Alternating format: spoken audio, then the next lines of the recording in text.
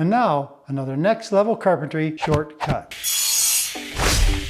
Whenever I glue pieces of wood together, I make sure to use enough glue so that at least a little bit squeezes out, so I know the joint is full to achieve maximum strength. That means I always have at least a little excess glue to clean up. Pro tip: I clean up the glue right away while it's still wet, because it's a lot easier than waiting until later after it dries, when you have to scrape or plane it off, which can damage the surface of the wood you're gluing.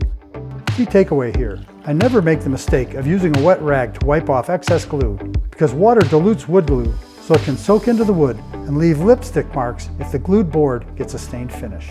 The best way I've found to deal with glue squeeze out is to soak it up while it's wet with fine sawdust and scrape it off with a sharp putty knife before it dries.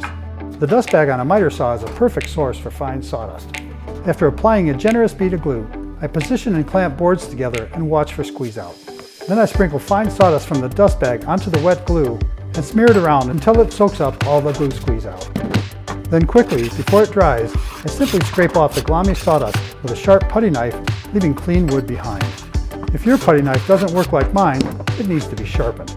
Just clamp a fine file in a vise and, holding the putty knife vertically, drag it over the file a few times, flipping it after a few strokes to file in both directions. This raises a small burr on the edge that acts as a very effective scraper hook for removing the glue and sawdust.